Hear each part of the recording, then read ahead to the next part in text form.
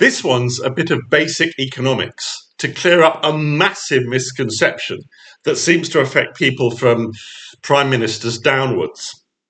People seem to think that there is a fixed amount of wealth in the country and it would be fairer if it was shared out differently. This is so obviously wrong. If there was a fixed amount of wealth, we'd all be getting poorer as the population grows, wouldn't we? As more people need a share. But people in Britain got wealthier over the last few hundred years, even as the population grew. This is because people create wealth, or some of them do. Whether they do or not is what makes some countries rich and others poor. Wealth isn't a fixed quantity. It's something that has to be grown, maintained, and nurtured. Otherwise, it shrivels up and dies. Suppose my neighbour's garden is full of roses, while I've only got a few flowers. I could think, that's not fair, and demand a redistribution of roses. Now, maybe my neighbour was lucky, born with horticultural abilities or with good soil in their garden. But maybe he studied rose cultivation and was out there in January pruning his roses, and then later feeding the soil, deadheading, watering, weeding and so forth, while I wasn't. It's no good getting cross with my neighbour. It's no good going on marches shouting about the greed of those who have more than their fair share of roses. But if we elect a government that puts more taxes on roses, then they will take my neighbours, and I might get some of them this year. But what's my neighbour going to do next year? Maybe move somewhere where the government doesn't take so much of his crop. Maybe not bother to cultivate roses anymore. Certainly he's not going to risk trying new varieties or any other innovation. In a few years, his garden is going to be bare as well. Now, I'm using roses as an analogy for wealth, and no analogy is perfect. You can see the flaws. One person might inherit a large sunny garden, while another gets discouraged or unlucky. I use the analogy to make the point that wealth isn't a fixed commodity lying around that some people happen to have more of than others. This is key.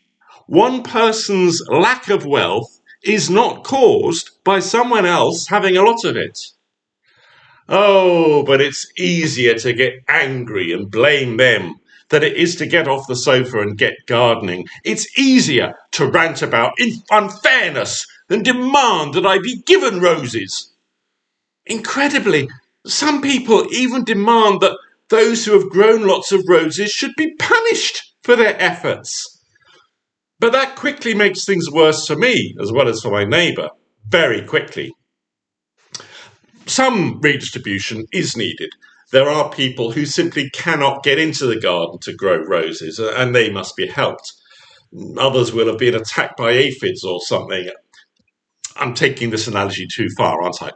But if a government tells everyone that they're all entitled to roses and don't have to grow any if they find that stressful or hard or inconvenient, while taking more and more from those that manage to grow even just a few, then we soon end up with a country where no one has any. Now, if you're a redistributionist, you're thinking, you're not a caring person. You don't agree that people with lots of roses should be made to hand them over to those with fewer. You don't care about people. Not like me. I think they should be forced to share because I care and I believe in fairness. What? No, you don't. In your system, yes, the rich get poorer straight away. And I can't help suspecting that's all you really care about, isn't it? That's the real outcome you're after. And soon the rich give up and the burden falls on the middle, who have to give up more of what they've created. So the middle gets poorer too. And before long, the economy shrinks and there's less to go round for everyone. everyone gets poorer. Okay, it's fair in the sense that everyone is impoverished, but it's not caring. It's not kind. Worse, your system leads to a waste of lives.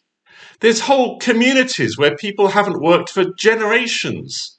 Is that caring? They could be tending in old folks' homes or finding new treatments for nasty diseases. They could be mowing the grass in the park or inventing new ways to tackle climate challenges. Instead, their lives, their potential as humans is wasted because of punitive redistribution. Where's the kindness in that? I care far more than people who support this cycle of despair. I know, not everyone has a garden, but I've just used roses as an analogy. Everyone has a body and a brain which you can use to create some wealth. Not everybody wants to amass a fortune. Most of us are okay just growing sufficient roses for ourselves and our family, plus some for the government, and that's enough. We have other things to do with our lives. Everyone gets a chance to grow what they need for themselves. We offer everyone opportunity and need to give choice over how they spend their lives, so long as that does not include the option of just wasting it. So dump the redistribution solutions. They don't work. Wake up and smell the roses. One form of sharing that costs nothing is to click the share button as well as the thumbs up and subscribe button. Thanks.